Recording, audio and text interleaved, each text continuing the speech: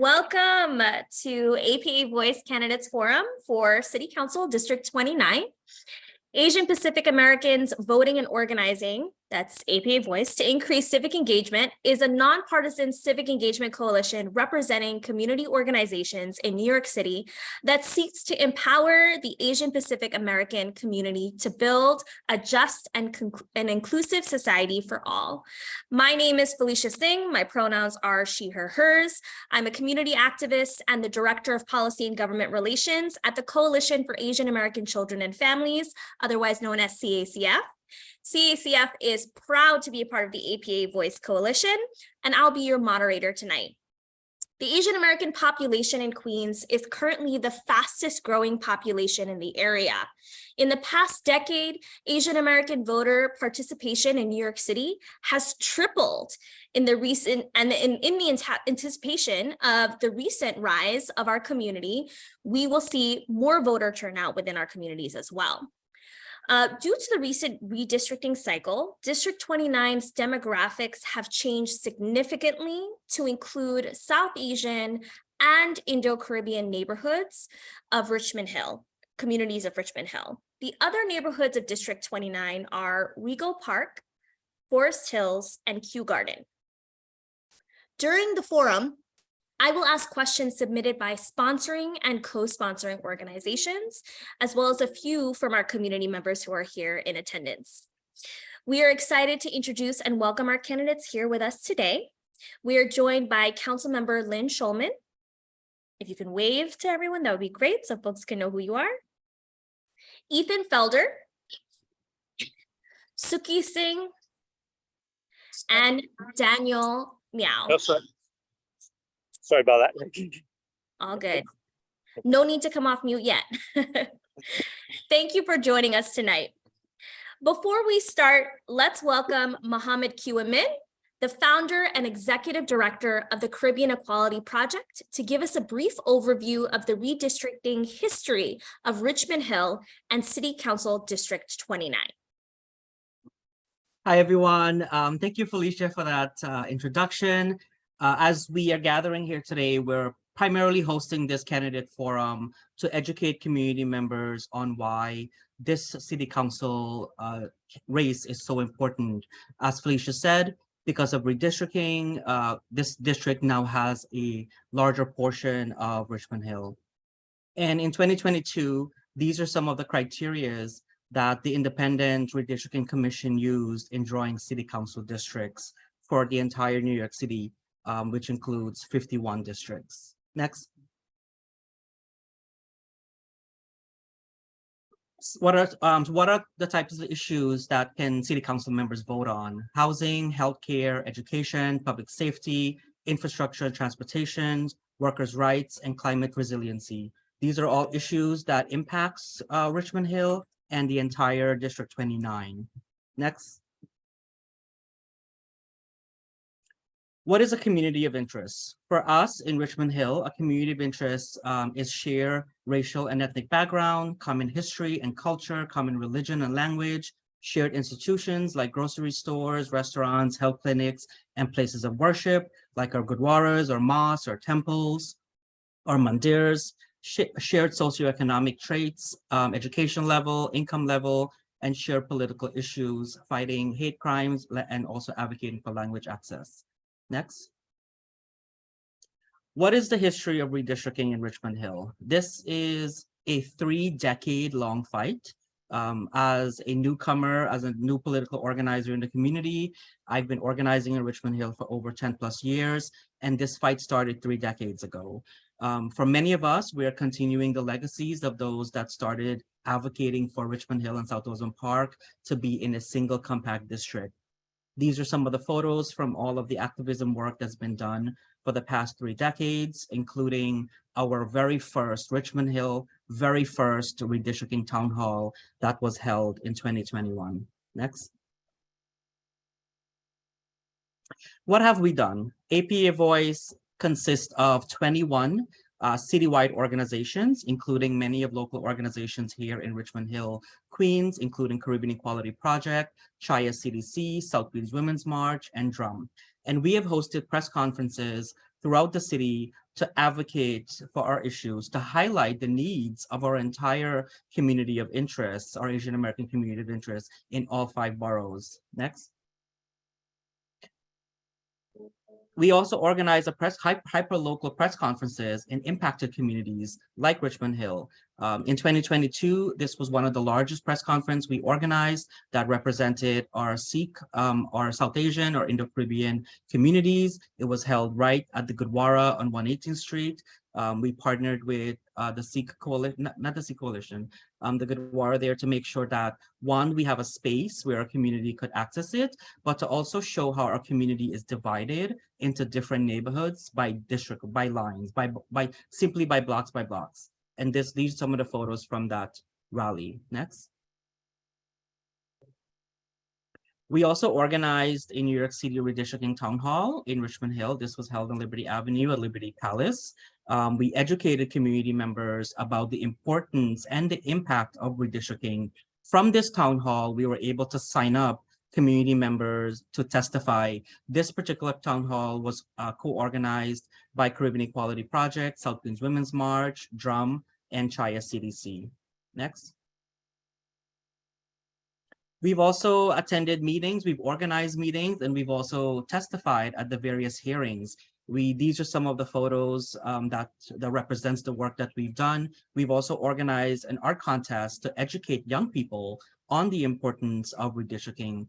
This press conference where we announced the winners of the young representatives here, it was actually held at Chaya CDC's office in Richmond Hill, Queens. The photo on the left of your screen is a virtual press conference we had with some of our partners in a coalition with APA Voice, All Deaf, and the Center for Racial Justice. Next. I also have 3 minutes. I'm trying to go through this really quickly. When we started the redistricting cycle, this is what our community looked like. The previous Richmond Hill was divided among 3 different city council districts, represented by District 28, 29, and 32. Next. We submitted our definition of our community of interest to the Independent Redistricting Commission, and this is how we defined our community of interest based on these boundaries, which kept Richmond Hill and South Ozone Park together in a single compact district. Next. When the IRC presented their draft, they divided our community into 4 city council districts instead of instead of drafting a district that keeps us all together. They added parts of District 27 that came into Richmond Hill, which District 27 was never really a part of our community. Next. And this was the final map that the commission approved. If you noticed, our community of interest was divided into half. We also have District 29, which has a southern part of the district now. And that's why this candidate forum is really important, because for the first time, voters in Richmond Hill will have an opportunity to vote for a candidate that represents them, but also to learn that their voting sites may have also changed, which I know my colleague Aminta will touch on in a little bit. Next. And there you go. Aminta, you're next. Thank you so much, Mo. And we are so excited to be here in this space. It is such an important element of community organizing to be able to promote civic engagement. My name is Aminta Kilawan Narayan. I am the founder and director of a local grassroots gender justice organization called South Queens Women's March, and we are a member organization, a proud member organization of APA Voice. So I'm going to quickly take you all through what are the nuances of the elections that are coming up. So there's a primary. The primary election is happening on June 27th. And for this particular council district that we are addressing tonight, Council District 29, the only primary is for the Democratic Party. That means you're only going to be eligible to vote in this particular primary if you are a registered Democrat. Very important to note that the last day to register to vote for this primary, if you plan on voting as a Democrat, is June 17th, and that's for new voters. The candidates who are going to appear on the Democratic primary ballot are Ethan Felder, Councilmember Lynn Schulman, and Sukhi Singh. Next slide. Now, Any registered voters, however, regardless of your political party and your affiliation, can vote in the general election. The last day to register to vote for this election is October 28th for new voters. And the general election is happening in November, as is customary, on November 7th, which is a Tuesday. The candidates who are going to appear on the general election ballot are going to be the winner, whomever the winner is of the Democratic primary, and Danniel Maio, who is the Republican candidate. Next slide. And here you'll see a candidate survey as well as a voter guide that was put together by APA Voice in multiple different languages for your use to be able to educate yourself on all of this, as well as on the candidates themselves. And so after this forum, you will be able to access these guides. APA Voice will make sure that members and registrants of this particular forum will get access to these voter guides and candidate surveys. Next slide. All right, so this is important. The voting that's happening in the primary and special elections for city council and for other city level offices due to an amendment recently in the city charter just a few years ago in 2019 is now allowing for ranked choice voting. Now, you typically choose one candidate elections can deprive voters of meaningful choices and can often make voters feel like their voices aren't heard. So ranked choice voting can improve the fairness in elections by allowing voters to rank their candidates in the order of their preference. So you will be able to rank up to 5 candidates in the order of your preference instead of casting a vote for just one candidate. So you can move to the next slide. Again, how does this work? It sounds complicated, but it's not that complicated. So you can rank up to 5 candidates, again, in the order of your preference instead of choosing just one. If a candidate receives more than 50% of the first choice of votes, then they are the winner of the election. If no candidate earns more than 50% of the first choice votes, then the counting is going to continue in rounds until there's a winner that emerges. At the end of each round, the candidate with the fewest votes will be eliminated. If you ranked that candidate with the fewest votes first, your vote is going to go to the next highest ranked candidate on your ballot. I know this sounds complicated. It really isn't, I promise. And this process will continue until there are 2 candidates left. And once there are 2 candidates, the candidate with the most votes wins. Next slide. So how do you mark your ballot? So you can rank as many or as few candidates as you like. You have to choose one candidate for each column, though. Can't do multiple candidates in a column, just one in a column. So your first choice has to be your favorite candidate. Your second choice will be your second favorite candidate, followed by your third, fourth, and fifth choice. But again, you don't have to necessarily have a third, fourth, or fifth choice. You can choose as many or as few candidates as you'd like. Next slide.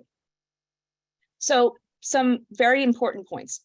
Again, don't fill in more than one oval for a candidate on each respective column.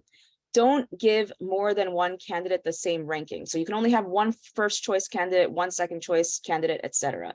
And remember to fill in those bubbles correctly on your ballot itself. So as you can see here, these are some incorrect ways of filling out your ballot. Make sure you do this clearly, because otherwise your vote is not going to be counted by the machine. So you want to make sure you do this the right way. Next slide.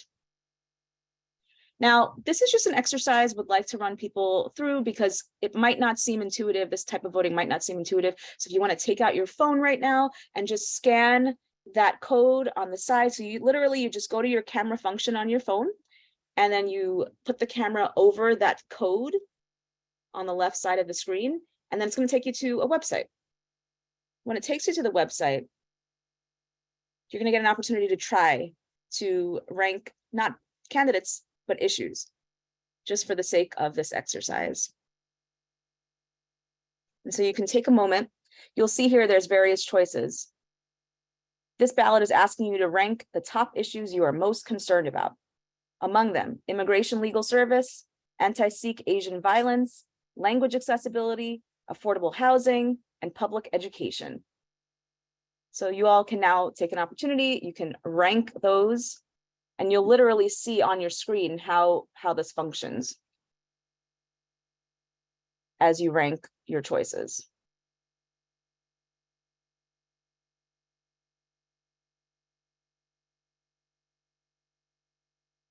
All right, now if I can actually try this out. So I am going to rank my choices here.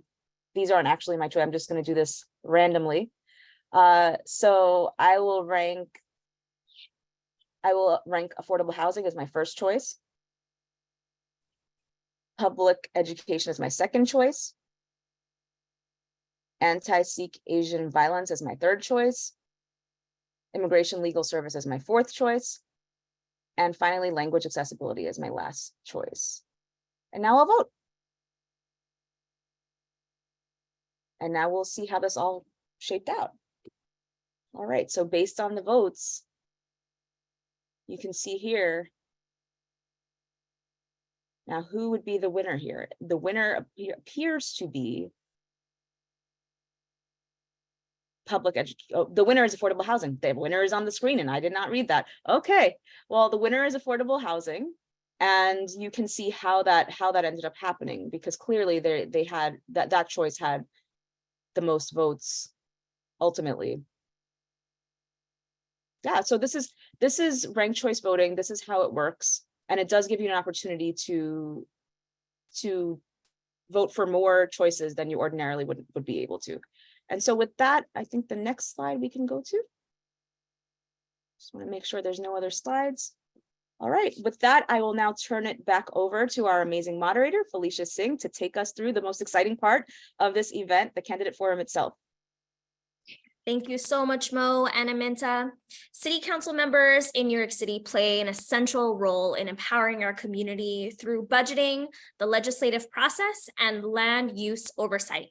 There are 51 City Council districts that represent 8.8 million New Yorkers. Each City Council district represents approximately 175,000 residents. Council members introduce bills that can become laws if signed by the mayor. They also help decide how the city spends its money on everything by negotiating and approving the city's annual budget, which is coming up. In City Council District 29, about 1/3 of the voting age population is Asian American, and our community is eager to hear from our candidates today. So now it's time to finally meet all of our candidates of District 29. Each candidate will have 1.5 minutes to introduce themselves.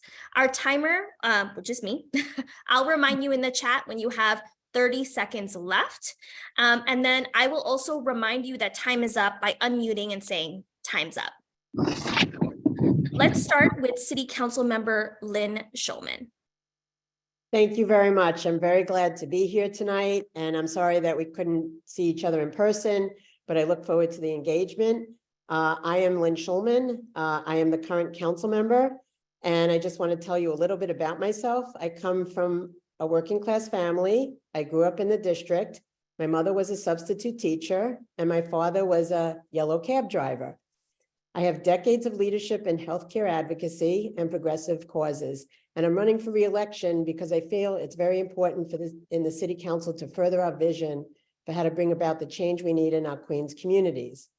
I have dedicated my personal and professional life to healthcare advocacy, which was born out of the HIV/AIDS movement, where I saw friends and neighbors die because of the indifference of those in power. And we saw that with COVID. We see that in our everyday lives. I currently chair the Health Committee in the City Council, where I have successfully impacted the health of New Yorkers through legislation on reducing diabetes, promoting women's health, and making sure that we have medical care for our seniors.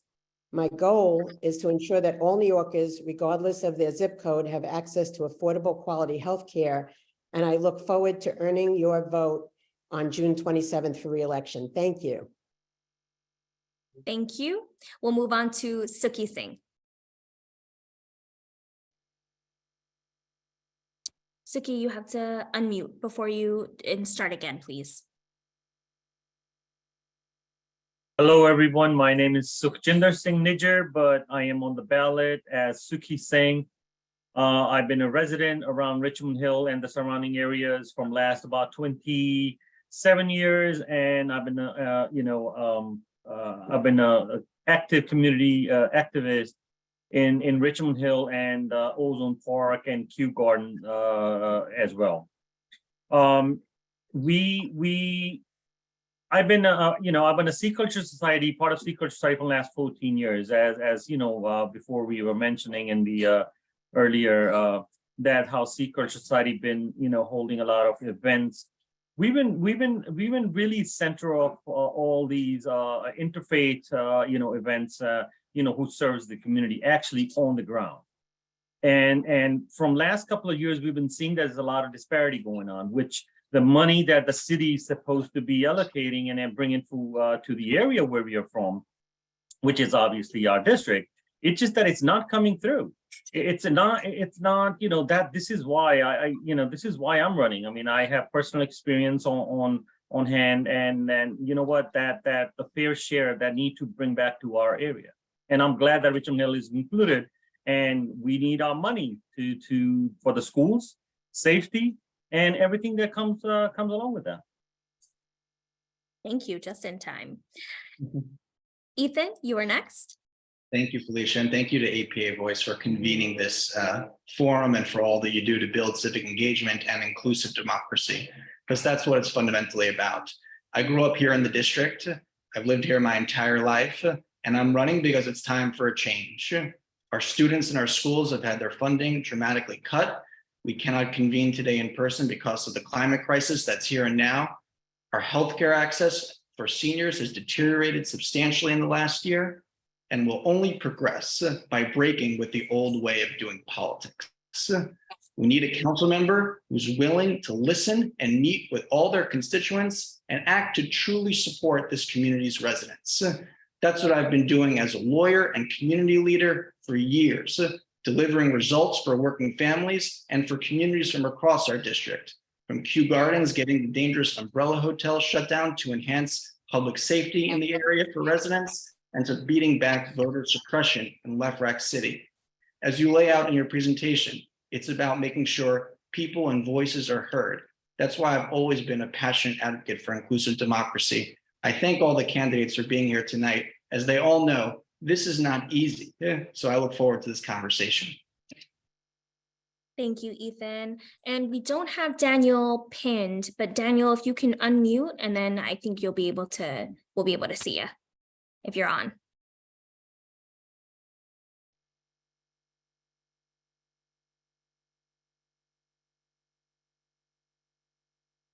Looks like he's not. Sandra, do you happen to see Daniel on your side?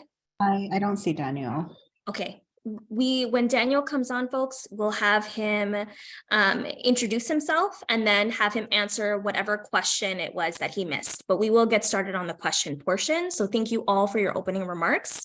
During the next section of this forum, we prepared about 8 questions that are issue-based from our team and audience submission. For each question, you will have the same 1.5 minutes to respond. I'm going to first read the question, and then I'm going to call on Sukhi to answer first. Our diverse and resilient community has been impacted by racial discrimination, in particular, anti-Sikh violence and Islamophobia. What kind of community-driven public safety solutions do you propose to keep communities safe from these types of discrimination and violence? Sukhi, that's you. You have 1.5 minutes. Okay, so, the policies are there. We probably won't need a lot of new policies. The policies are already there. We just need to amend them and implement them.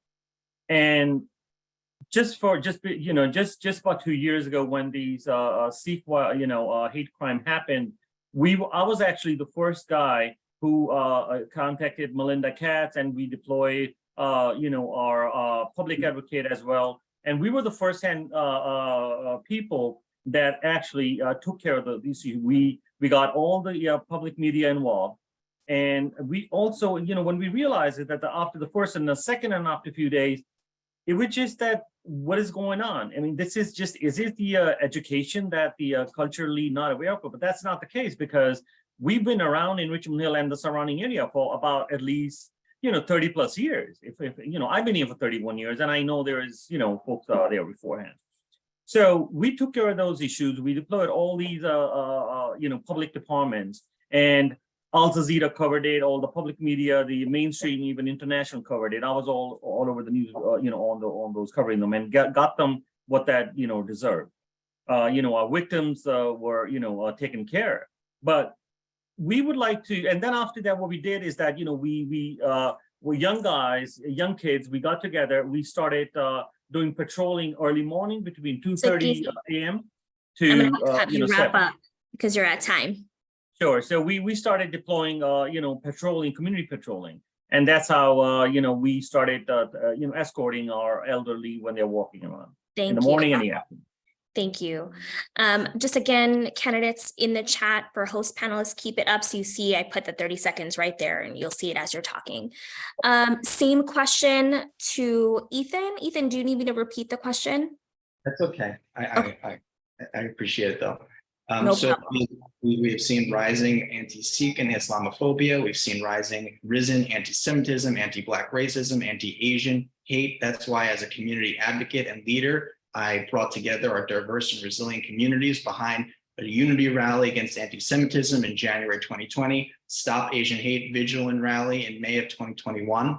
This is so important that, as you say, we have community-driven public safety responses. As council member, we need local reporting mechanisms alongside civil society organizations for community residents to be able to report bias incidents, and we need to have effective response by our NYPD to hate crimes, which is not always the case. We also need, and I will support, anti-bullying initiatives in our schools. Fundamentally, we need to center prevention, look at the root causes of violence, and make sure that we're supporting anti-violence programs for at-risk youth, and making sure we have mental health care access for all. These are essential to having community-driven public safety for all our communities. Thank you, Ethan. Same question to Councilmember Schulman. Thank you very much. I've been doing a series of forums and about hate crime in all different areas with our district attorney and with other elected officials. In addition, last year, the city council allocated $100,000 to each council member to put into public safety, and that could be all manner of public safety. And what I did was I gave a lot of that initiative money to AAPI groups, South Asian groups, so that they can work on this issue. The other thing is that we've been working with, I'm a member of the Education Committee, and we've been working with the Department of Education to make sure that we actually have, we can have AAPI history and South Asian history taught in our city's public schools. So that's really important. So this is something that involves, it's a complex issue, and we need to really rally the community, but we also need to put the funds and the resources in place for all of us to be able to push back. And in terms of the NYPD, I've been working with them as well to make sure that we actually have community policing where they come out and we work with them with the hate crimes unit. Thank you. We're going to move on to our second question. What funding priorities do you believe should be centered in our city budget? I'll ask it again. What funding priorities do you believe should be centered in our city budget? This time we're starting with Ethan, whenever you're ready. Yes, I think our schools need to have a priority. Across this district, in the last budget, $215 million was cut out of our public schools, and that has severely impacted enrichment programs here in Richmond Hill. Richmond Hill High School, 56% cut. PS 273, 70% cut. PS 62, 66% cut. PS 55, 62% cut. This has a drastic impact on our students and their future, especially in a post-COVID environment where education was interrupted for some time. The council member voted for that budget. I would not vote for that budget. We really need to make sure we have fully funding for our schools, and we need additional school spaces to address overcrowding across the district. Half the school buildings are overutilized in this district. 12 are operating at over 120% capacity. We need to address inequalities in education, access to education. 64% of students in this district are considered economically disadvantaged, and 2,000 are considered temporary housing right now. So those are going to be my funding priorities. Also, our seniors, 250,000 retired public servants losing access to their traditional Medicare. That's unconscionable. These folks have earned their traditional Medicare through decades of service to our city, and I will fight like hell to make sure they're treated fairly. Thank you. We are going to move on to Councilmember Schulman answering the same question. Do you need me to repeat the question? Or are you okay? I have it. Thank you. So I just want to address what happened last year when the council saw the cuts. The Department of Education, as some people may know, is a quasi-state agency. We were told they were administrative cuts, and I did vote for the budget, and I'll tell you why. Because if I didn't vote for the budget, we wouldn't have healthcare in our communities. We wouldn't have after-school programs. We wouldn't have services for seniors, and we wouldn't have a whole lot of things that we were able to vote for. So that's one. The second is that this year, and also we worked with the schools to bring the budgets up during the course of the last fiscal year. So we were able to hold schools harmless. This year, the budget priorities are education, our libraries, to make sure that they're fully funded, and to make sure that we have programs for seniors, particularly food, because we have a lot of food insecurity. There's been an increase in inflation and all of that. I also want to say that our retirees deserve the health care that they worked very hard for. And that is why I have signed on to a bill put in by some council members that's going to be introduced in the next stated meeting to bring back health care benefits to those retirees. Thank you. And lastly, Sukhi, same question. Oh, sorry, sir. You're on mute. So you're going to have to start again, please. Would you mind repeating the question for me, please? I got Yeah. caught up in the answers. Yeah, no worries. What funding priorities do you believe should be centered in our city budget? And just for accessibility, I also put it in our host and panelist chat so you can read it there. Sure. So, I mean, if anyone have read my material, I go straight down to education. You know, a family member in public high school, as a teacher, and two of my family members. And we taught, when they come home, they're burned out. Why? It's because there's not enough resources. If you're gonna keep on going and cut the budget for any time, which our councilwomen have done that, just to prioritize a different sector of for anything else, we just don't do that. Education cut is a big no. There is no reason to cut education. So just for an example, if you cut a budget this year and there are children who are supposed to go into certain special programs, and then they don't have enough money funded schools, what are they going to do? They're going to fall behind. For example, all my kids had a GNT test passed. What happened? They couldn't get into they couldn't get the seats. Now what happened? That year they couldn't get in. Now next year they're not going to be in there no more. So this is what it is. You don't cut the budget from education. That's a big no. And the second is the safety. We have a lot of crimes going on, all around Queens. We need to make sure that our law enforcement is fully funded. Okay, if the fund is enough, then they are allocated properly. And then the third, our seniors, their Medicare cannot get cut for any reason. That has to be provided. They work their whole life not to see their budget cuts, and then their Medicaid get taken care of. Thank you. You're at time. And as we move on to our third question, I just want folks to know that this is a longer question. For candidates, I've copied and pasted it into our chat so you can read along as I'm reading aloud. In 2021, New York City Council passed Our City, Our Vote, Local Law 11, which expanded municipal voting rights to legal permanent residents and those with work authorizations. This opened the door for over 800,000 New Yorkers to make their voice heard in their city. Since then, the OCOV was struck down by a Staten Island judge. If the court ultimately decides that Our City, Our Vote does become law, here are the questions. How would you outreach to immigrants in your district to make sure they know their rights?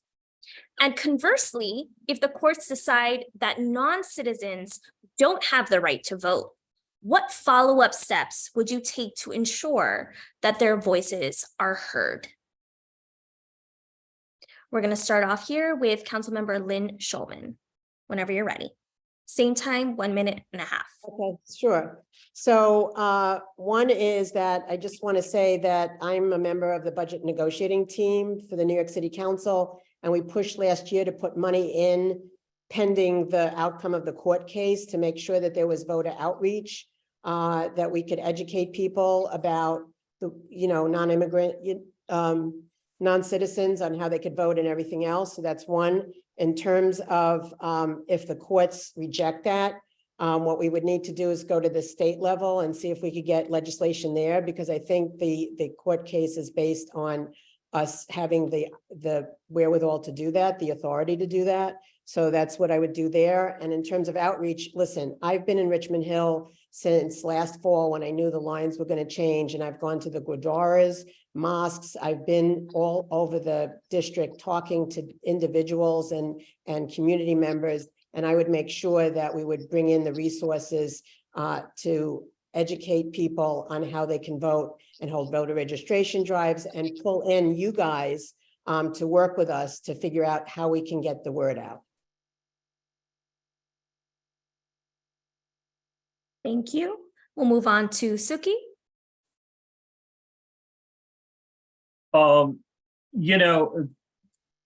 It's as I was mentioning before that I've been a part of the Sikh Culture Society for the last 16 years. We had held a lot of seminars, and APA had also held a couple of events down there. We had made sure that we participate. It's been happening for a couple of years now. We make sure that that all these organizations are participating by doing the collaboration, so we can reach out to maximum amount of people. I've been in Richmond Hill for the last 26 years. All right, and I know what's been changing. We need to make sure that our share for Richmond Hill, Kew Garden, and Forest Hills get delivered. And APA. And there's a few other organizations which are nonprofit that have joined us hand in hand, and we were making sure that we let them use our space and freely, so we can have the events.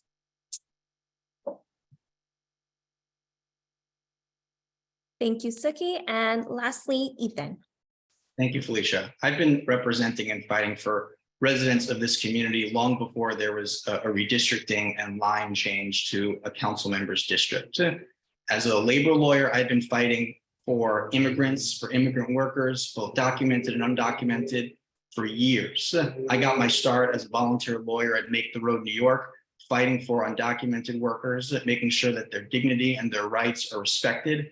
And as council member, I would ensure, working alongside civil society institutions, that everyone's rights are protected and that everyone knows about their rights to vote. That's why I led the effort to fight voter suppression in Left Rack City successfully in the courts. It's very understandable and that non-citizens should have a say in our municipal affairs by voting. We need to change the state constitution in order to effectuate that by way of the courts. I think that, we need someone who's going to be an advocate for inclusive democracy. Because what we just heard earlier, that you need to vote for a budget in order to have healthcare and services and education for your district, is frankly nothing less than authoritarian. Thank you. We are moving on to question number 4, which I've also put in our hosts and panelists chat so you can read. Which city agency or agencies are not working in the best capacity to address the needs of most working class communities? And how do you hope to hold them accountable as council member? We're going to start with this one for Ethan. Absolutely. I think that the Department of Education comes to mind first. We have a deficit of 157 seats for specialized needs for children. They need quality education like all children and are too often overlooked by policymakers. That's why I'll make sure that we're supporting, funding, and holding the DOE accountable on that score. Also, when it comes to inequality, we need to make sure that economically disadvantaged students are getting the services from our schools that they deserve. We need to make sure that we end overcrowding in our schools, because those from working class backgrounds need a nurturing environment to learn. That's why I will support vigorously the adoption and establishment implementation of additional school spaces across this district, because an overcrowded classroom is not fit for ideal learning whatsoever. Any educator will tell you that. Those are my priorities. That's what I'll fight for, to empower the working class people of this community. That's what I've done as a labor lawyer. That's what I'll do as your council member. Thank you. Next is Sukhi. Yeah, so, education. I mean, I think we all are kind of agreeing on one thing, that we all have the priorities set on education. And that's exactly what I'm also aiming for. As all of my literature says, education first.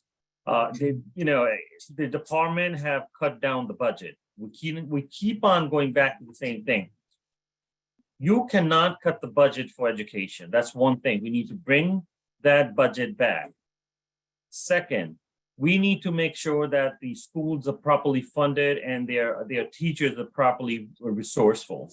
As I said before, that as a family member, two of my family members in the education system, we talk about it all the time, how they have more than 30 students in each class. I mean, if you divide the time, you're hardly giving 2 minutes to a student. I mean, you can't even give 2 minutes to a student, and how you're going to actually, get your point across and get them, properly, get your point across, or, get them going on the right path. So properly funded education department and allocation is probably the priority, and I will work on that. Thank you. And lastly, Councilmember Schulman. Thank you so much. So first of all, during the executive budget hearings that we had recently at City Hall, we found out that the city and a lot of the agencies are missing a third of their workforce, including the Department of Education, including Department of Health and Mental Hygiene, and including the Department for the Aging. That is why I'm co-sponsoring a jobs fair with the borough president and city agencies. That's coming up. I think it's either this weekend or next weekend. Also, we are holding their feet to the fire. For example, the state legislature just passed the reduction of class size.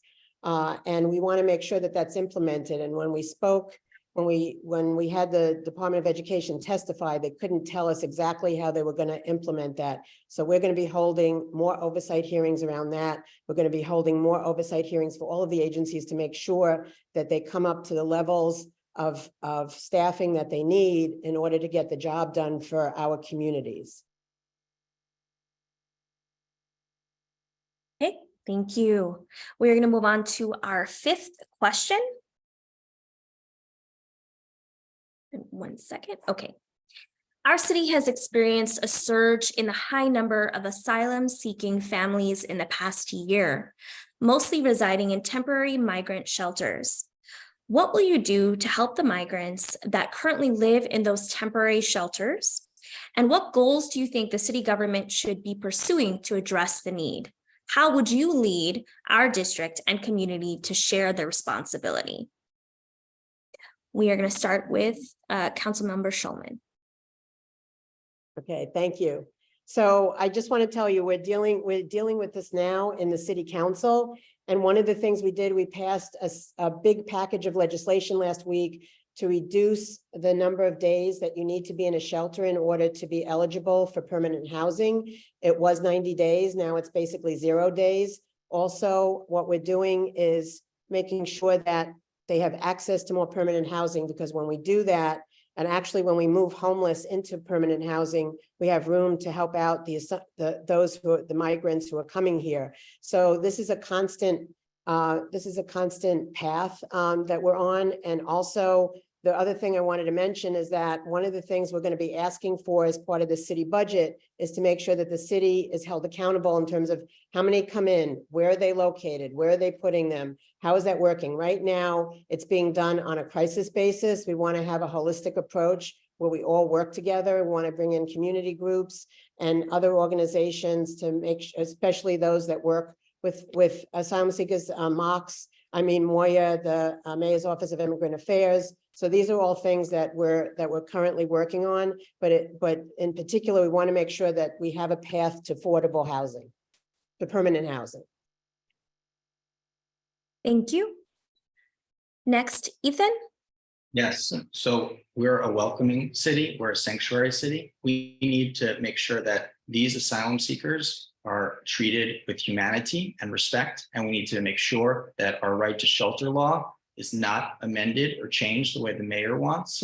We need to make sure that folks are given decent, quality, safe housing.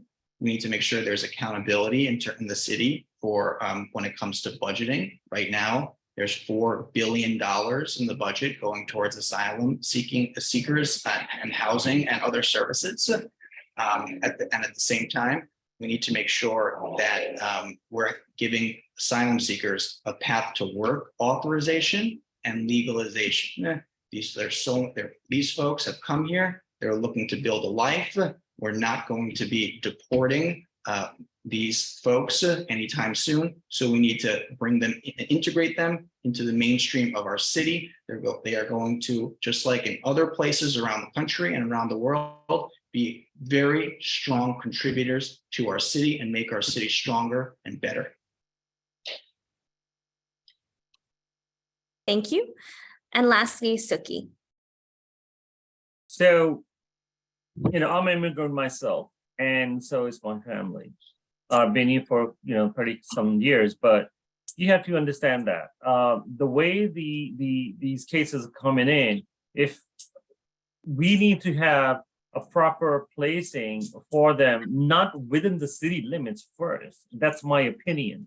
And I believe that the way we are forced upon taking all of them in the local areas, that's probably not the right approach. We need to have a very, very proper approach and given them more thoughts about that the resources that need to be available for them, medical health, and it's, first of all, I need to worry about my own constituents, my citizens, and then comes the second, that we are a welcoming city, but don't forget that who are already here. If they are not, if their money is being spent on something else, then there's something to think about.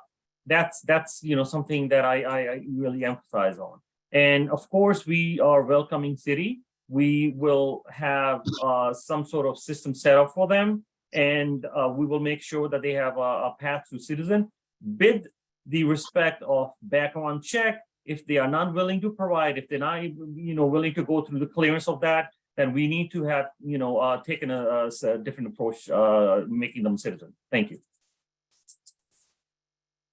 Thank you. All right, we are on to question 6, almost there, y'all. Thanks for hanging in. Make sure you're taking care of yourself, drinking water. Our next question is, please list some of the issues you've been advocating for and the impact of your advocacy, if any, in terms of legislative changes or policy changes. We're going to start with Sukhi, whenever you're ready. I'm sorry, I just got distracted. Can you repeat that question again? I'm so sorry. Of course. Please list some of the issues you've been advocating for and the impact your advocacy has had on any legislative or policy changes, if any.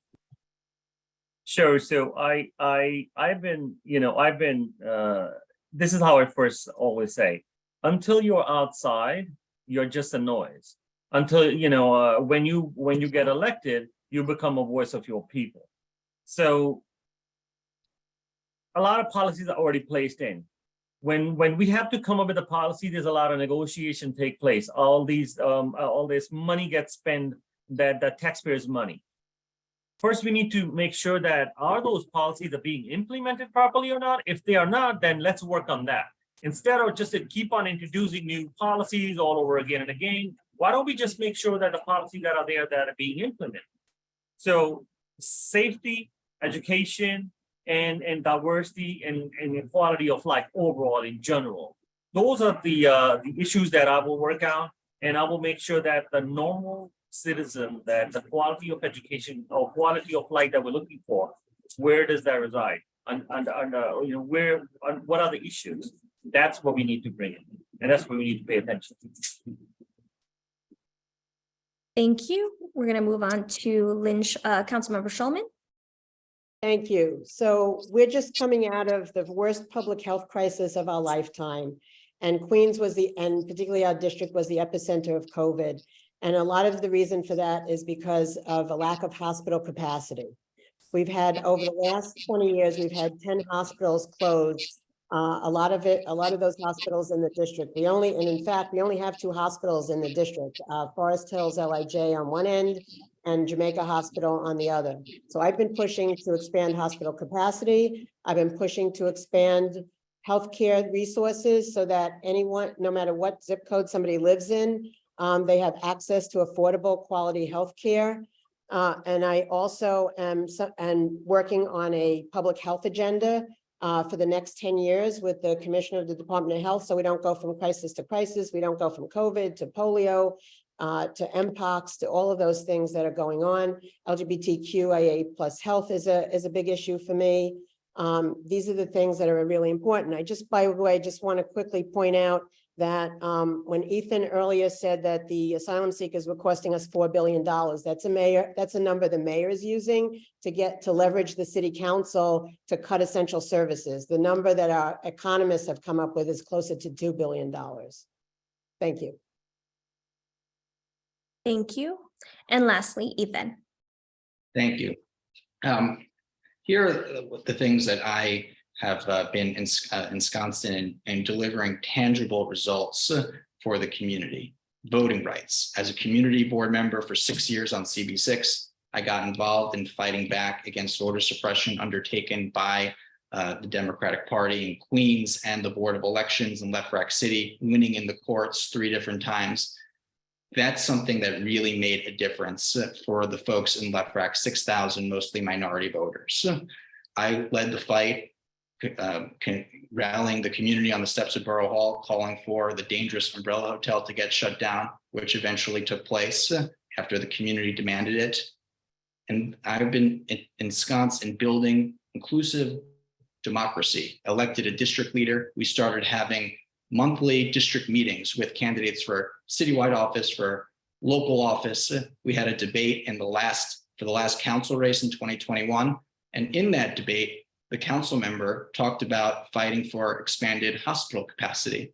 She's been chair of the health committee for 2 years.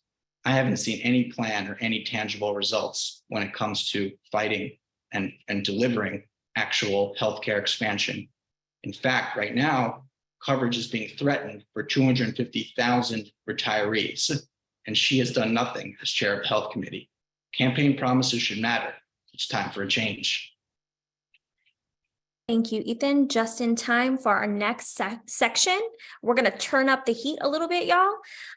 Thank you for your responses. During this section of the forum, each candidate will have a chance to ask one of the candidates of their choice a question. I do want to acknowledge that I believe Danniel is still not on, correct? He's not on. Okay, that is his choice at this point. But again, each person can ask a question. Sukhi, I just want to make sure, did everyone get a chance to answer question 6? Yes. Okay, great. Wonderful, wonderful. All right. So during this section of the round robin introduction, again, each candidate will ask their opponent of their choice a question, and you will have 1 minute to respond. Just 1 minute. Again, I will keep time in the chat for 30 seconds, or I'll let you know when 30 seconds is up, but you do have a total of 1 minute. Okay, let's start with Sukhi.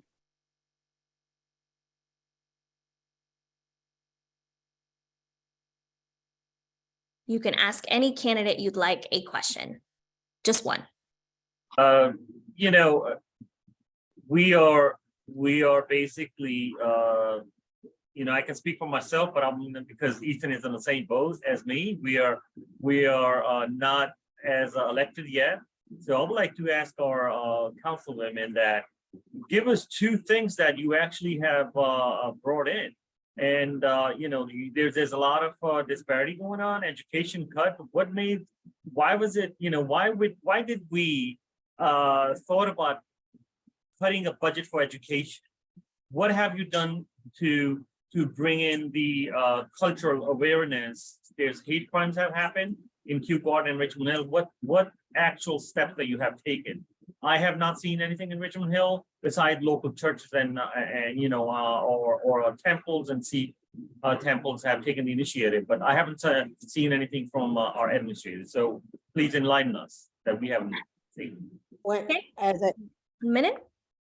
as I mentioned earlier, I've been doing forums.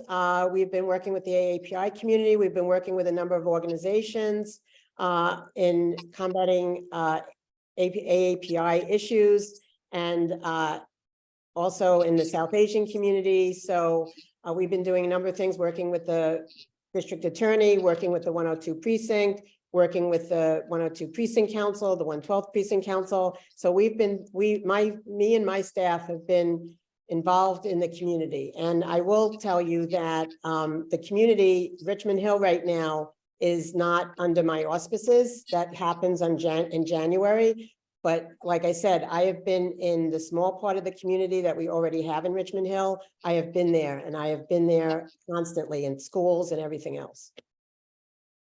Thank you. Councilmember Schulman, you can go ahead and ask a question to a candidate. I would like to ask Sukhi a question. I want to ask, with the reversal of Roe v. Wade, what have you done to improve reproductive health services for women? So we have not done anything at this moment. Why? Because we are not elected. We don't have that type of resources. What we have done on the ground, started programs, seminar types in our Gurdwara, in our surrounding areas. We have done educational seminars within small groups, and that's about it. We are not resourceful like our councilwomen is. So we can't do anything bigger than out of our pocket. We have to feed our family as well. So once we become elected, we will do 10 times more than what anyone have done. And that's a guarantee. I promise. Thank you. Ethan? Yes, my question is to the council member. It's being reported in Jewish Insider today by journalist Matt Kessel that a super PAC tied to Donald Trump and a billionaire real estate developer who supported Donald Trump is about to spend $100,000 in out-of-district spending on your behalf in this election. My question to you is, one, do you accept that support? And if so, how can working class people in this district and across our city and Democratic voters trust you? Well, to the first question, I want to tell you that candidates do not have anything to do with the PACs, and we're not allowed to know about them. We're not allowed to be involved with them.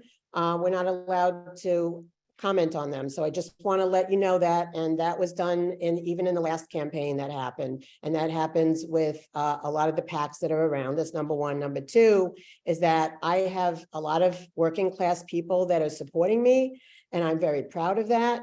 And I have built coalitions around the city to do a lot in our communities. I have visited all of our schools. I've visited with parents. I've visited with constituents.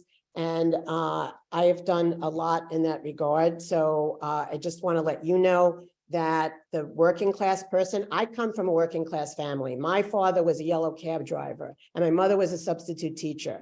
And they did everything they could to put food on the table. And I have helped people who are food insecure on a regular basis get their services and get their food. Thank you, everyone, for your questions and your answers. We are going to move on to the lightning round, where we are going to, during this section, depending on the question, you are going to be answering a question quickly. So you have about 30 seconds or less to name or share whatever your answer is to the question. So we'll start with a fun one. And I'm going to start off with Councilmember Schulman. What is your favorite restaurant in the district? Just name it. You don't have to say why. Okay, I'm not going to say restaurant, but I have a favorite place, which is Eigner Chocolate, which is over 90-year chocolate store. It's one of the most famous ones in the district. And so that's my favorite place. Got it. Moving on to Sukhi, favorite restaurant in the district. Oh, you're on mute. Start again. I'm vegetarian. I don't have much of a choice nowadays. So because of that reason, I stick around. I stick around falafel. That is are one of those. There's right under the on 71 Continental, right close to the LIR, right underneath. It's a wonderful place, and they make wonderful falafel. Since I'm vegetarian, I don't have too much choices to go with. But yeah, that's something that I'm fond of. Thank you. Ethan. My fiance, Germana, who is a native of Brazil, and I really enjoy Sticks, which is an Uzbeki Bukharian place for its delicious and fine meats. Thank you. Next question. Moving on to a more serious thought. Will you publicly denounce discrimination and hate against marginalized communities, including the LGBTQIA+ community? This is more of a yes or a no. Let's start with Ethan. Yes. Period. Councilmember Schulman As an out lesbian, yes. and Sukhi. If you have read my literature, is treat all mankind as one. That's all I have to tell you. All right. Question 3. List the top 3 streets that need pothole repair in the district. List the top 3 streets that need pothole repair in the district. I'll start with Ethan. Liberty Avenue, Atlantic Avenue, Jamaica Avenue. Okay, Sukhi. Jamaica Avenue, 118th Street, we need speed bumps. And of course, Hillside Avenue when it turns out to merge into Myrtle Avenue. Thank you. Councilmember Schulman Atlantic Avenue, Metropolitan Avenue, and 118th Street. Thank you. Is your campaign website and materials available in multiple languages that reflect the district's demographic? If yes, please list the languages. Start with you, Councilmember Schulman. Sure. Yeah, my literature does. So my palm card has a QR code where it's we have Chinese, we have Punjabi, we have Hindi, and we have Spanish, and also English. Thank you. Moving on to Ethan. Yes, my website is also in Spanish and Punjabi. Thank you. Sukhi. My website is on initial stages. As I said that, we're starting up. I was always on the back end. Now I have come up in the front. We will make sure, as my literature says, that we will have the access. We will make sure all the city departments have the access for all the languages. Thank you. This is a ranked choice voting election, as you learned from Aminta, where voters can rank their candidates in order of preference. So we have 3 candidates on the Democratic ballot this June. Who would you ask voters to rank as their second and or third choice? Let's start with Sukhi. I'm sorry. I'm so sorry. You're gonna have to repeat this question again. I'm so That is sorry. I got not- distracted. I'm keep on getting this call. I can't take it. No need to apologize. I will repeat. This is a ranked choice voting election where voters can rank their candidates in order of preference. We have 3 candidates on the Democratic ballot this June. Councilmember Schulman, Ethan Felder, you, Sukhi Singh. Who would you ask voters to rank as their second or third choice? They say that you only get one chance in public service since it's a term limit for 2 only. So you don't get a second chance here. So you know what? I'm sorry, but Ethan will definitely get my second vote. Okay, And that's it. Ethan, moving on to you. Yes, as I've experienced over the course of this campaign, entrenchment in our politics is real, and it's corrosive and can be frankly downright authoritarian. It's very important that we have a choice here today, that we're having this conversation, because frankly, not everyone would want it to occur. And that's why I would support Sukhi Singh, and will support Sukhi Singh as my second choice. Thank you. And Councilmember Schulman. I haven't made that decision yet. Okay, moving on. What grade, A through F, would you give Mayor Adams on the mental health crisis? We'll start with you, Councilmember Schulman. I would give him a C. There are a lot of programs that are being planned, and we have to, including the Be Heard, expansion of the Be Heard program. Until those are implemented, that may change, but a C at this point. Thank you. Sukhi? You know, it's an action time, and you cannot be sleep. You on public service, you can't sleep.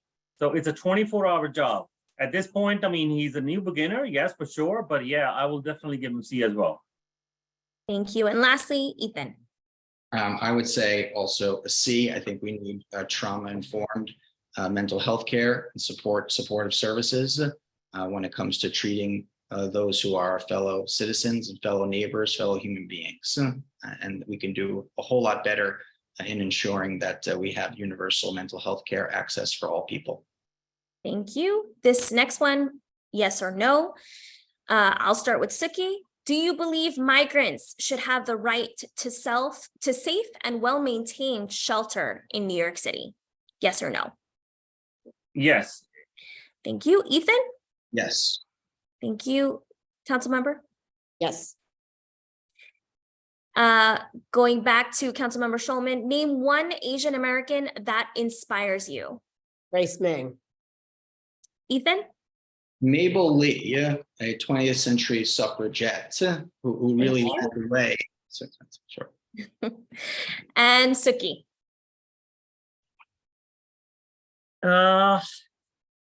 Mamdani, you know, I believe he's doing pretty good. So around Mamdani. Thank you. This one goes to Ethan, and then we'll do Lynn and Sukhi. Where is the Boys and Girls Club located? I honestly, I do not know. Lynn?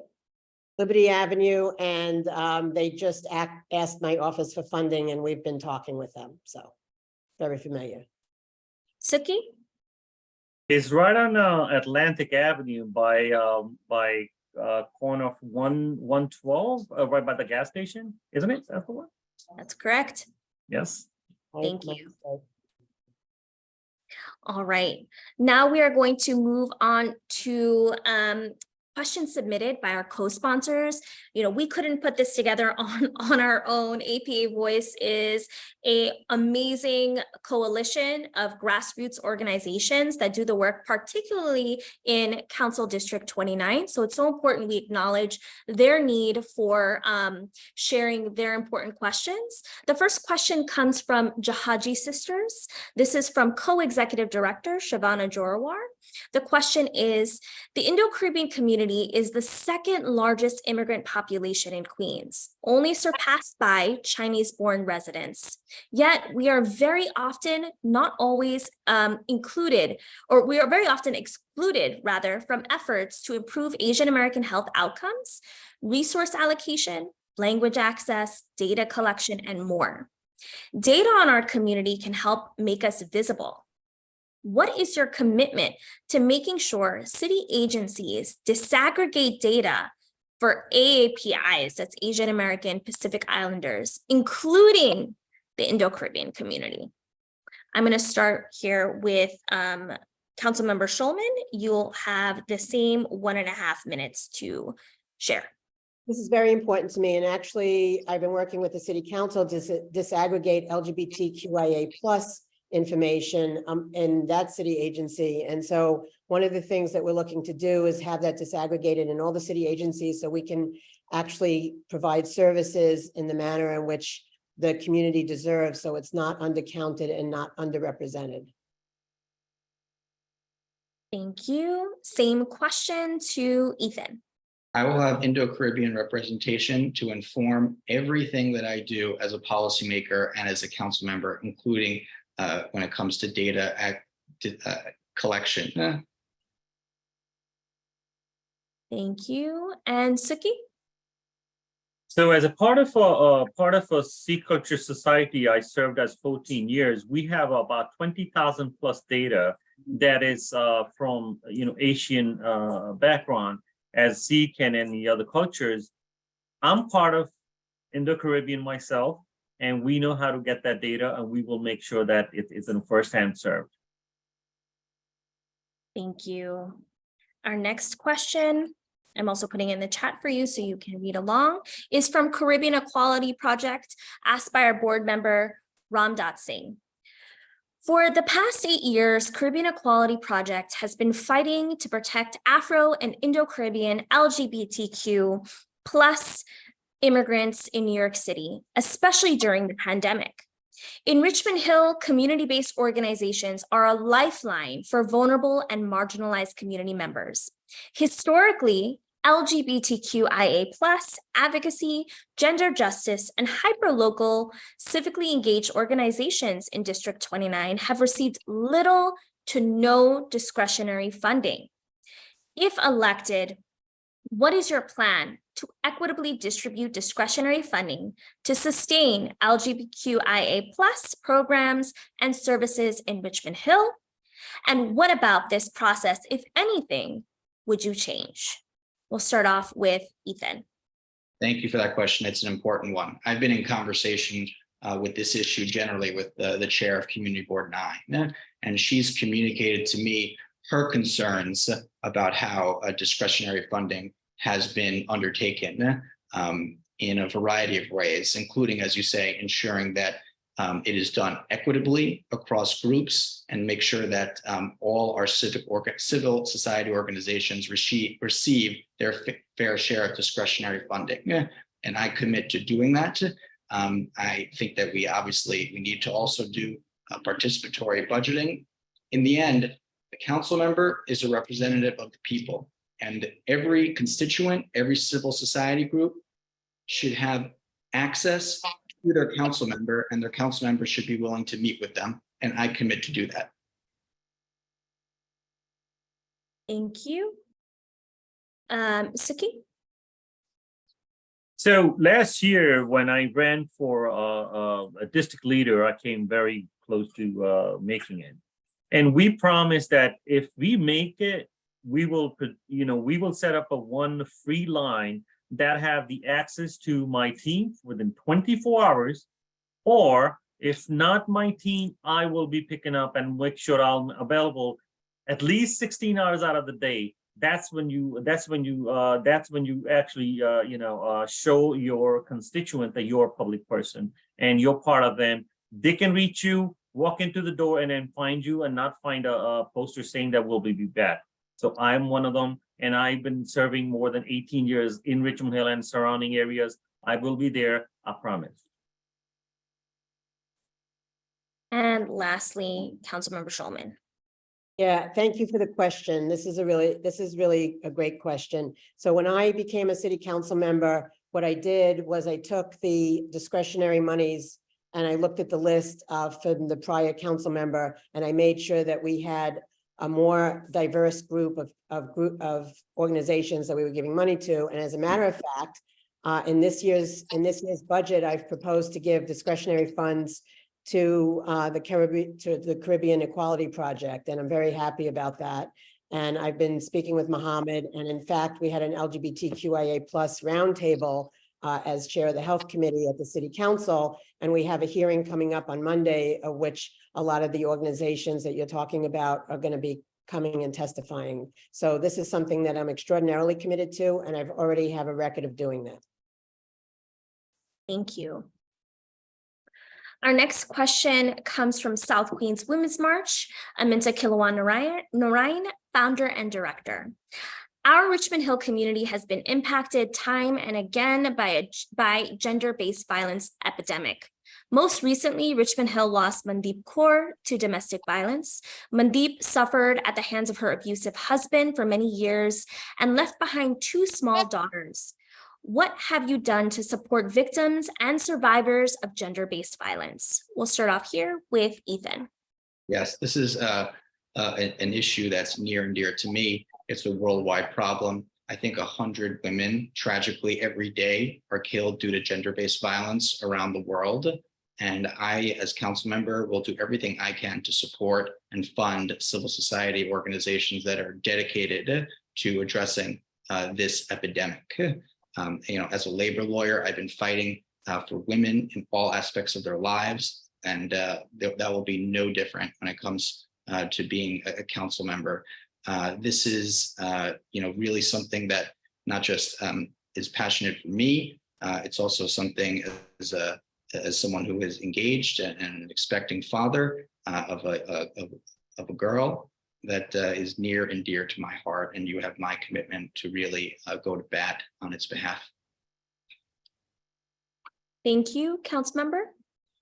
Yes, I've given a number of funds to domestic violence groups. We have a domestic violence initiative through the city council, but me myself through discretionary funds, including to Asaya, which is the only Muslim shelter for domestic violence victims in the city. So this is something that's very dear to me. I've actually gone and spoken with them. I've spoken at events that they've had. And so I've been working with them. And I've also been working with my colleague, Tiffany Caban, who chairs the Women and Gender Equality Committee, to make sure that we take care of women who are victims of domestic violence. And I'm also someone who has co-sponsored a law that was passed by the city council to make sure that domestic violence included economic violence, because a lot of times abusers hold economic authority over the victims. So that's something that's been very important for me.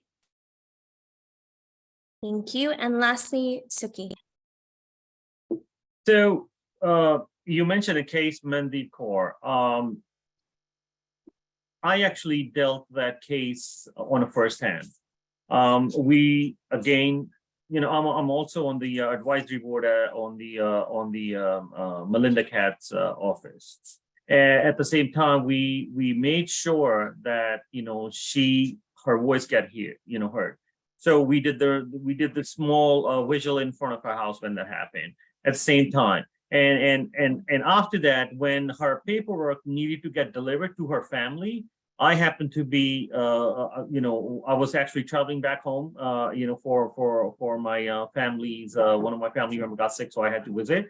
And I took all those her paperworks that were require their family members to file a case against, the whole incident that took place with my own hand. I met her sister, I met her brother, and her family member. And we made sure that not only here, but because I do have some, anticipation in the, Indian government side, we made sure that they get to, hear what they needed to, to be done. So that was just one case, but obviously, there's a lot more need to be done. And part of Speak Culture Society, one of the biggest one, what we are planning to do. Sukhi, you're at time. I'm sorry, but this is very important. I mean, this is like, I'm raising 2 daughters and 1 son. And I think this is something that I want to say, that we want to start that program and some sort of advisement program for our youngsters, youth, to be knowing their rights, to educate them from our temple itself. Thank you. Our next question is from Chaya CDC, Associate Director of Programs and Advocacy and Organizing for Zana Linda. Do you support legalization of subgrade basement apartments in the district, given that this is one of the few affordable housing options for immigrant families? Let's start off with Ethan, and then we'll move around. I just also want to acknowledge that Danniel is on, so that is going to be someone who's going to answer a question in a moment too. So go ahead, Ethan. we need to make sure that City Hall is working on behalf of the residents of this district. A lot of residents in this district rent out basement apartments. We need to make sure that it's safely done for everyone. And my campaign has not taken an official position on this, but I think it's something that I'm very open to supporting. Thank you. Daniel, I've also put the question in the chat, but if you can unmute and share your answer as well. The answer is yes. Say that last part again. I think you cut off. The answer is yes, as long as it's done to code. Gotcha. Thank you. Next is Councilmember Schulman. Yeah, we have to take a hard look at how that's done. I will tell you that during Storm Ida, we had a number of people who died in basement apartments, one of whom lived in the district, and it was very sad. So we have to make sure that whatever we do, that we do it the right way. I will tell you that we have to look at all options because we need affordable apartments, and we have to take a look at how we do that. I will tell you the state also is involved in this, so it's not just City Hall. Thank you. Thank you. And lastly, Sukhi. So I want to bring it to the attention that, this program was tested out already in our city level in Brooklyn, and I can't recall that area by, our the last mayor Blasio, and it was pretty much it was very much successful. It was very much successful. So I want to make sure,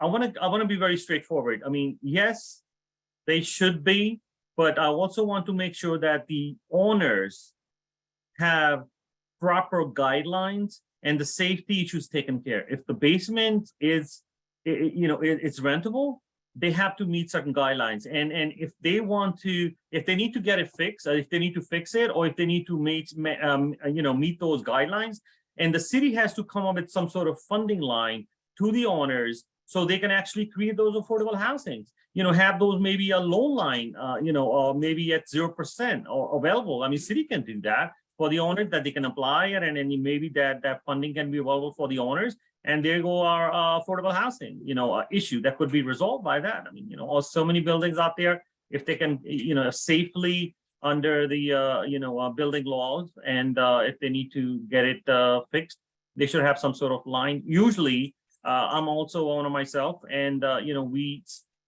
basically we hold back not to repair this, not to repair that. So if we have some sort of funding available from the city, on loans or 0% or, lower We're at levels. time, Sukhi. Thank you. Thank you. Our next question is from Forest Hill Asian Association founder president Edwin Wong. What are your plans to improve access to mental health services and care for our district residents? We'll start with Sukhi. I'm sorry. I was looking at the picture of Danniel Maio. It's keep on in and out, so I got distracted. I'm so sorry. Repeat that question for me again. What are your plans to improve access to mental health services and care for our district residents? Largely, I believe our healthcare system, it's not up to date. That's my opinion. I have dealt with my own parents, regarding when we had to go to the hospital, and then they were on the medical insurances. So that has to be, given a very big thought on.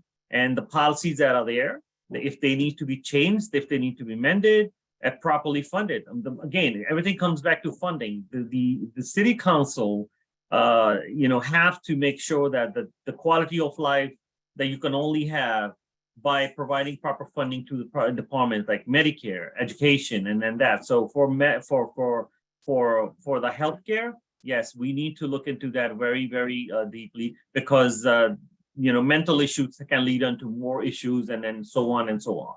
And that's like a chain reaction. So that's where you start. And we want to make sure that every hospital that have a designated, a designated department that is properly funded to take care of those issues in the first hand, actually. Thank you. Moving on to Daniel. Okay. The New York State has decimated the mental health system. There used to be thousands of beds in hospitals, Creedmoor. It's now down to hundreds. So the problem is the state need to make those beds available again. Thank you. Ethan? I strenuously disagree with Mr. Mao. I think that one of the ways that our government can violate and does violate human rights is unnecessarily institutionalizing people by way of just what he's saying, by increasing beds. What we really need to be doing is making sure we have better, effective delivery services for when people have mental health emergencies. I experienced this in my own apartment building just a few weeks ago, where the police responded to a mental health emergency, and the person was detained out of outside of her rights. So the experience made it very clear to me that we need to be supporting funding for mental health professionals to be responding to when people do have mental health emergencies. We also need a universal system of mental health care access that has to do with insurance. That's something that the state has jurisdiction over. Thank you. And lastly, Councilmember Schulman. Thank you very much.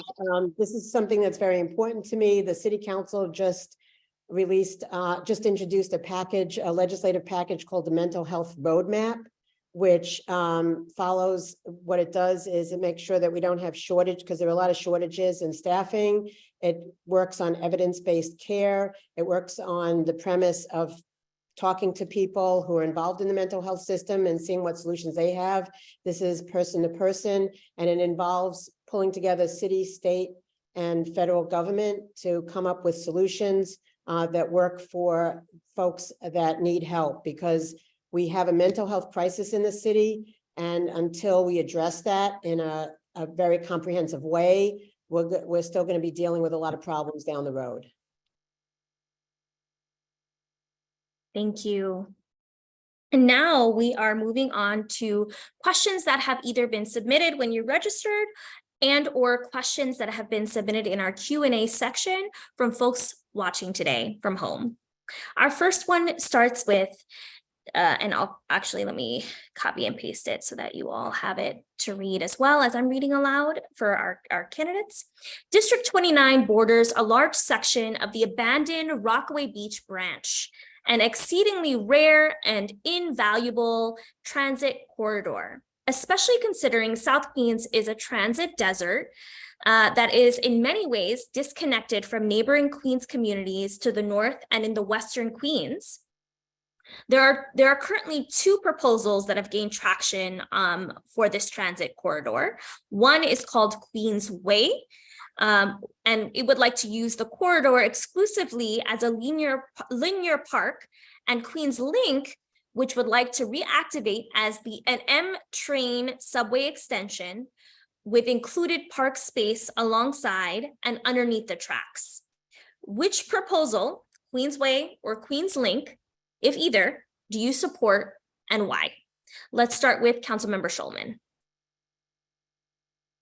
Thank you. I support, first, let me say that mobility is really key to getting around. That includes public transportation, that includes walking, that includes vehicles, it includes the gamut. So I will tell you that I'm a supporter of the Queensway. I've been supporting it since I've been on the community board, because Queens has historically been the borough that receives the least amount of money for parks. And as we learned during COVID, this is a health issue for people to be able to enjoy trees, to be able to walk, to be able to have bike paths, to help small businesses. The Queensway encompasses more than a dozen schools. Students have been involved in the project. I will tell you that there definitely needs to be transportation options in Southeast Queens, which is a transportation desert. The rail link that you're talking about has not been used in over 60 years. And it's not clear, even with a study that's done by the NTA or anything else, that anything's gonna happen with it in the near future. So right now we got money from the mayor to $35 million to do phase one, which is between Metropolitan Avenue and Union Turnpike. And we're hoping that that will be something that we could use in the immediate for our seniors, for our kids, and for everybody. Thank you. Ethan? Our parks are underinvested in. That's why I'm committed to ensuring and advocating for 1% of the city budget going to our parks. We underinvest in parks compared to other cities across the country. I'm a supporter of the Queensway. I attended the meetings when the Queensway was just an idea, a far off idea at that. And I was recently at a community cleanup in Forest Park with residents, and it just is very clear to me that the project is popular, widely supported, and if I'm the council member, the funding stream will continue, and the Queensway will be made a reality for the enjoyment of all residents of the district. Thank you. Sukhi? Okay, so either Queenslink or Queensway. This is how I want to say. I know their structure is there, even though if it is old. If you're going to start something brand new, it's going to cost a lot of money. And we want to make sure that if the structure halfway is already there, if it takes only a little bit amount of money to clean that up and then make it viable, and then say, all the safety measures are done, then maybe Queenslink is better. But at the same time, you don't want to start a brand new project where you got to dig the ground and then all brand new, and then you're short gain, and then it prolongs for years and years. So I would say that if the structure is already there and it requires a little bit of work to a medium amount of work, and then the least money is being spent, let's go with that one. Thank you. Danniel? My answer is Queenslink, Queenslink, Queenslink. The money there would also be able to help fix the trestle problem we have right now in Kew Gardens between Bessemer and Babbage. Also, we will fix some of the parking space availability that could be made available underneath the track. You also help fix the tree problems that's now overgrowing in the area. You're also going to fix the parking problems in the South Richmond Hill area. Thank you. Thank you. Our next question is, under the current law, workers can get fired without a good reason. Because of this enormous power given to employers, workers constantly get fired for speaking up about wages, wage theft, or safety issues. Intro 837, a bill currently pending in the City Council, and also known as the Secure Jobs Act, would give almost all private sector workers in New York City just cause protections. Do you support this bill, or at least the idea of using the law to give workers just cause protection? Let's start with Danniel. I'm not familiar with the bill, and I don't think private employers or public employers have that much authority. So for now, I have to look into it to understand what exactly the specifics are. I don't think the way the phrase is correct. Okay, thank you. Sukhi? So yeah, I am not familiar with that bill, obviously, yet I didn't look into it. But if the will is there and it makes perfect sense, again, for the working class families, then we should just support it. But again, I can't say that it's very good or it's in the favor of working class families, and I really have to pay attention to, and I have to actually look it over, and then I can answer that. Oh, I can get back to you if you want. Thank you. Ethan? Yes, I've seen and experienced exactly as you say. As a labor lawyer, I've been fighting for workers' stolen wages, their right to dignified employment, and that it means secure employment, not being able to be fired without a good reason. At-will employment needs to be changed. I support the legislation. New York City had enacted a landmark law a few years ago on exactly this point for the fast food industry, and workers are better off and more secure because of it. Did not cause any economic disruption. The fast food industry is still operating here in New York City. This is an issue that's really important. Working families should not have their whole livelihood just tossed aside and severely harmed on account of an arbitrary or unjust termination, period. Thank you, council member. Yes, well, I believe in the premise of the legislation, and I am familiar with it. All of organized labor has spoken out against it because they feel that it takes away from their ability to collectively bargain for employees. And studies have shown that employees wind up with reduced benefits and rights rather than more. So I am not for the legislation in the form it is in now. Thank you. Next question, but more like point or response that this resident would like to have from the candidates. As a resident of Richmond Hill, I would like to know what each candidate plans to do about the fact that we have no middle school in our neighborhood. It would be a 40-minute walk to the zoned middle school for my daughter. We are hoping that the building on Jamaica, slated to be an elementary school, can be a middle school instead. And this is respectfully submitted from the parents of North Richmond Hill, which is a Facebook group of over 200 members. We'll start with Councilmember Schulman. I have been pushing for the middle school and I've heard from the parents. The problem is that the school construction authority, they are saying that the site, if it's not made into an elementary school, will revert back to the original owner, and they can put as of right any kind of building or facility in there. So we're trying to see what we can do, and I'm working with it. I've actually brought this up with DOE, and we're trying to push to make sure that we have what the community what the community needs. Thank you. We'll go on to Ethan. Yes, I've also been in touch with the parents of North Richmond Hill, along with the leaders of Community Board 9. I'm supportive of a middle school at Jamaica Avenue. What they have told me is that the council member, frankly, has been dragging her feet. I think we need vigorous representation on behalf of our parents and our students to make sure that that we don't have long distances in order to access schooling. That's what this community deserves. And I will advocate just for that if I'm the council member. Thank you. Sukhi. If we've been cutting budget at as the current administration have been doing, where are we going to build a school? Where are we going to come up with the money?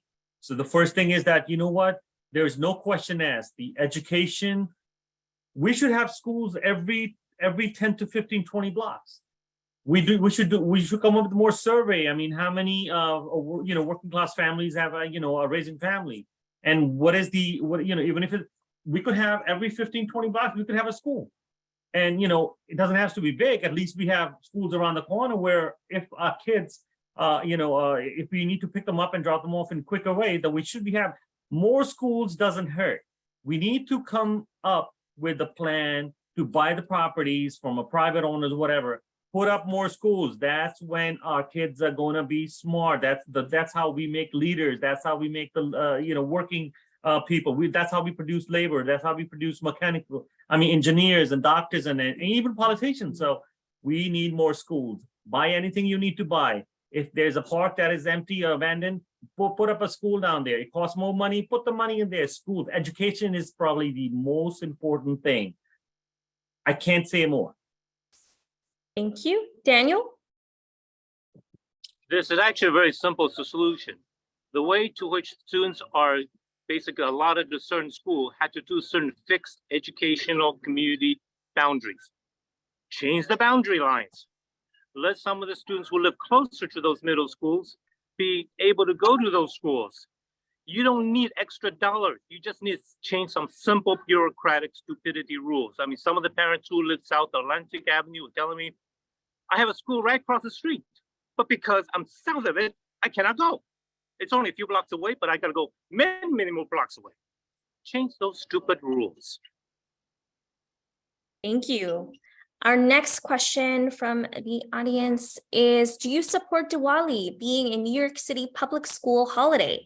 If so, what have you done to support this legislation to make it possible? Let's start with Daniel.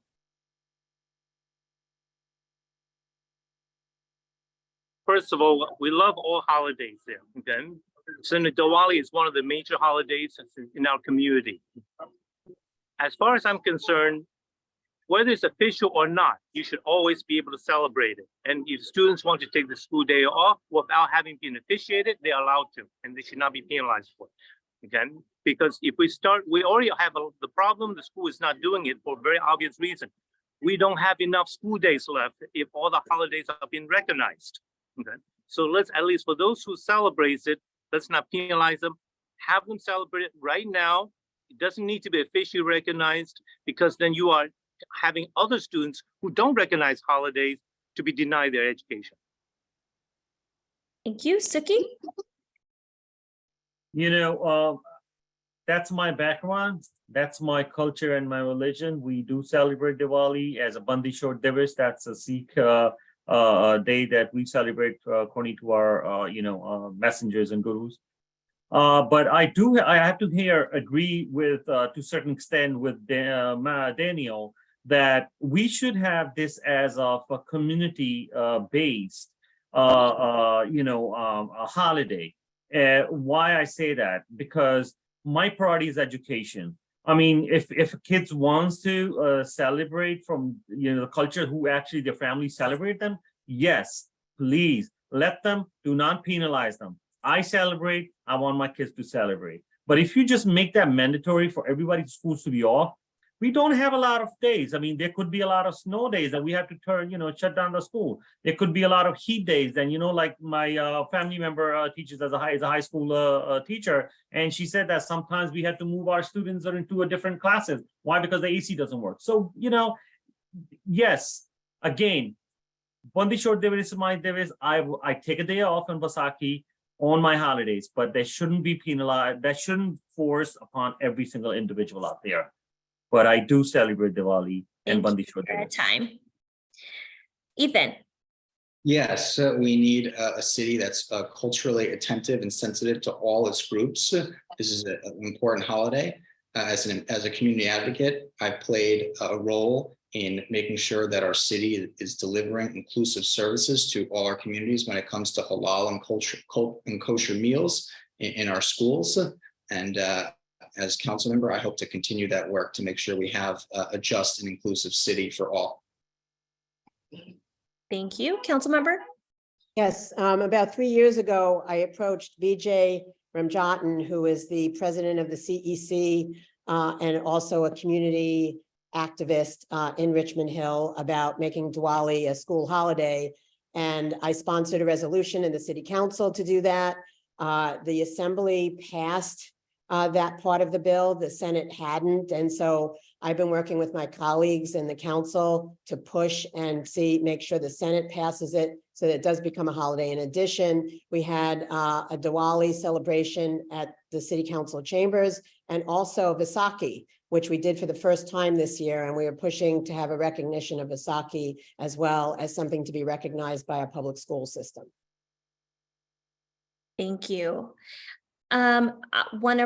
Potentially this might be our last question, but if we have more time, we will definitely a lot more. With the ongoing affordable housing crisis, eviction rates are at an all-time high. Being under the threat of gentrification, what are your thoughts on community-controlled and community-owned land? Let's start with Councilmember Schulman. First, I want to let everyone know that I brought in the first deeply affordable housing development in District 29. When I first got elected, I was my first few weeks in office, and there was a lot of pushback from the community because they felt they didn't want something that was deeply affordable. We had inclusionary housing that was amazing, and it's in the process of being built. So I'm very happy about that. And I am in favor of the community land issue. So I just wanted to say that. Thank you. Ethan? Yes, I'm supportive of public land trusts. Across this district, 1/3 of the renters are paying 50% or more of their household income just to make the rent. This is, as you say, a housing crisis that requires a forceful response. I'm in favor of public-private partnership to support the construction of truly affordable housing for residents. We need to have projects that are deeply affordable, 100% affordable for the residents of this district.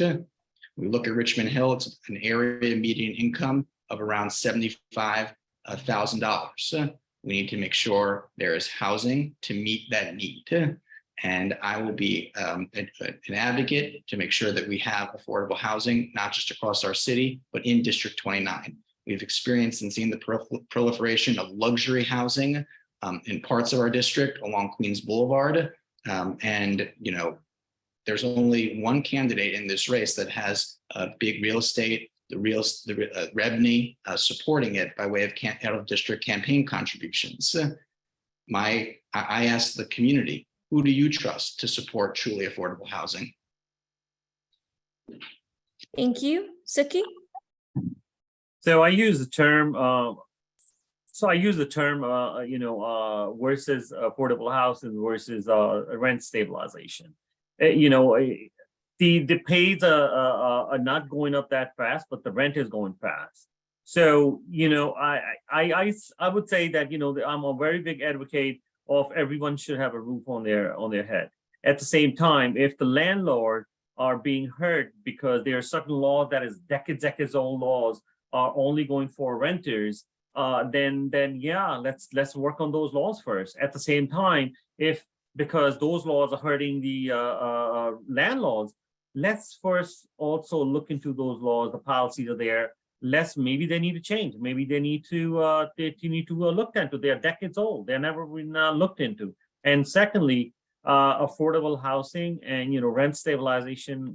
Basically you can say either or, but they have to work hand in hand. I am very much for it. Everyone should have a roof on their head, and every renter will want to, be a owner at one time. So they should have both treated fairly. Thank you. Danniel? Community land trust is a gimmick. It's a law that people don't really understand. That's passed recently. It is way to basically make it even more foolish for you to sign up to it. Let's look at the big picture. Affordable housing. We all want that. But the one that's causing the affordable housing crisis is the government. It is not enough housing. Why is eviction going up? It is not because it's going up. The backlog of the landlords trying to get them evicted is increasing. It's taking now 2 years, 3 years, 4 years. I even one case that took 15 years, and they still haven't been able to evict a tenant. It's the government that's causing the problem. Thank you. Thank you. Because we are so close to the ending of our time together, we are going to move to closing remarks. Each candidate, you will have 1 minute, not a minute and a half this time, 1 minute for closing remarks. Let's go ahead and get started. We will start with Councilmember Schulman. Yes, it's been such a thrill and humbling experience to represent the community I grew up in. I've spent my brief time in office succeeding in shifting the top-down paradigm of decision-making to be so that it's from the community on up.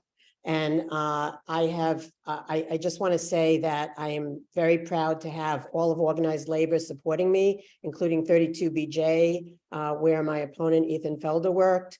And so that's something that's extraordinarily important to me. I have the endorsement of a number of organizations. I also want to say that at a time when our country and our state are moving to the right, that we need to make sure that we have progressive women in office at all levels of government, including the city council, who can work on reproductive health issues and know what it's like for a woman to figure out how to have autonomy over her own body. So that's why I am asking for the support of people here for my reelection. Thank you.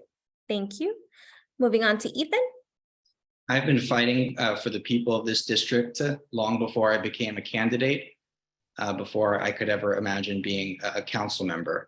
I've been there for the everyday people, from transit workers, nurses, law enforcement officers, and I've been engaging in this campaign in a way that is truly grassroots, bringing our young people to engage in our local democracy, talking to voters all around this district, especially in Richmond Hill. The people and community, the rich communities of Richmond Hill deserve a proactive, responsive council member. And it starts with how you campaign. We've been talking to our neighbors on every street and every block about their concerns, their aspirations. That's what's really needed. I think that when there are a lot of campaign promises should matter, and you should be able to show accomplishments when it comes to your central issue, which is You're at time. So that's why I asked the community that change is necessary and it's time to go in a new direction. Thank you. Sukhi? So I want to say one thing, that I'm not here for the money. I've been in the community for over 26 years. I've been serving my locals always at the back end, never thought about becoming councilman or anything in government. By your medium, I want to let everybody know that I will only take 50% of my pay, that the 50% of my pay every year will go back to senior citizens, school education. I know it's not going to make any big dent, but I'm sure that it will just, cover at some point. And it will go back to the precinct, the police stations. Whatever it does, I'm only collecting 50% of my pay. The 50% of pay will go back to my community where I live, where my neighbors are. When I say where I live, my whole district is where I live. This is why I'm out until like 12:30 midnight and I'm talking to my constituents. I am a public person and I want to take a chance. You only get one chance in public service because it's only 2 terms. You only get one chance. You don't like me, you can take me out. Thank you. Daniel?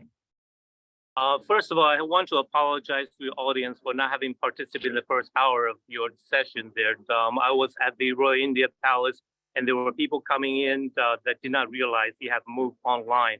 So we'll try to answer the questions, help out some of the problems. Okay, now coming to basically my closing remark. You have been lied to. The government has cheated out your hard-earned money and faith in the system. Look at all the politicians you have voted for. Who among them have shared your reality? Government is the problem. Okay, and the good news is you are the solution. Okay? Whoever you vote for should give you the truth, tell you what's the reality. And that is my commitment. Thank you. Thank you so much. Thank you to all our candidates, our co-sponsors, and our community members for joining us for this forum tonight. We're grateful for everyone who submitted questions and for your engagement, and we're sorry we couldn't get to all of the questions. We hope that you continue to engage with all of the candidates and make sure that you make an informed decision in the lead up to the primary election. This is a very important primary election, and the candidate who wins their primary on June 27th will go on to compete in the general election on November 7th. Every vote is valuable in determining who our next representative is for the next 4 years. Local elections are decided on the margins, and this district is no different. Make a plan to vote. Remember, early voting begins June 17th and ends the 25th, and election day again is June 27th. We hope your time tonight with the candidates helps you make a more informed decision for the upcoming primary election. I'm Felicia Singh. Thank you so much on behalf of APA Voice. Have a good night.